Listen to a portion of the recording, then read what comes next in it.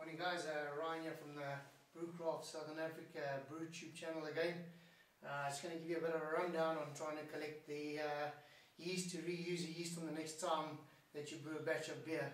Especially when you're using good quality yeast. We're in the month of June now, cold temperatures. You start using a lager yeast, SAF S23 or SAF Lager 3470. Both very good yeasts, and strongly recommend you've got to use it once or twice, even 3-4 times, but under ultimate sterile conditions, guys.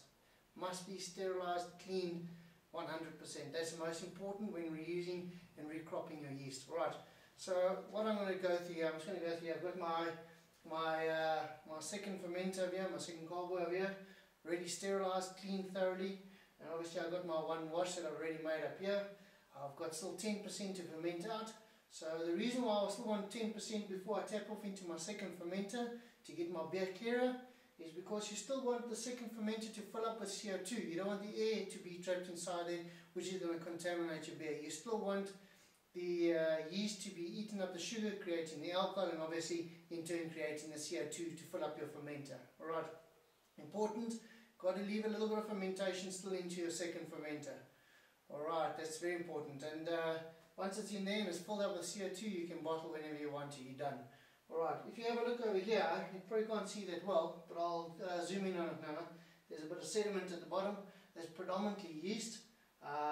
These obviously some of the other hops and things that are in there, which I'm going to show you just now how to get rid of those. So, another important thing I've got here, I've got a sterilised pipe.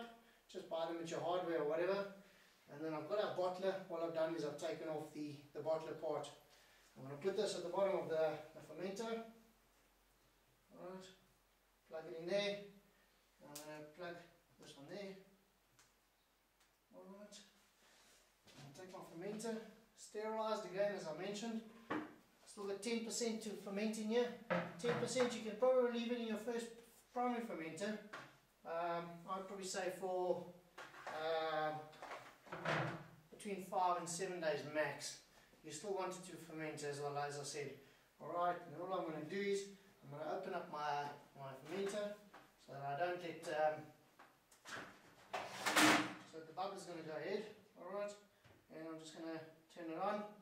What you want here, guys, the secret is you don't want it to be splashing in it. That's why we've got this pipe here. Alright, you don't want it to be splashing.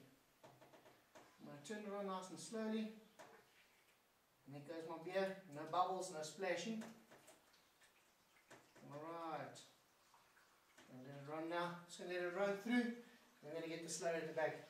While I'm studying, another couple of very good things to use in winter. We've got the Coppertone Brewcraft heater belt. If you want it cooler, you lift your belt up the fermenter. You want it hotter, you pull it down. I can tell you, it regulates your temperature brilliantly for winter if you want to make some good ale still in winter. Alright, another good thing to use is the heater pad.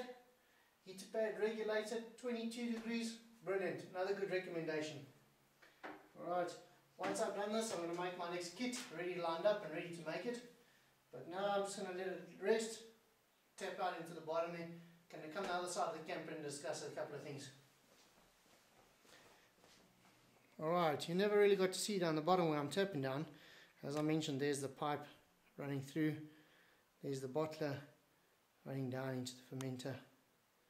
And we are slowly filling up the fermenter. Alright, as you mentioned, no splashing, no bubbling, and still 10%, minimum 10%.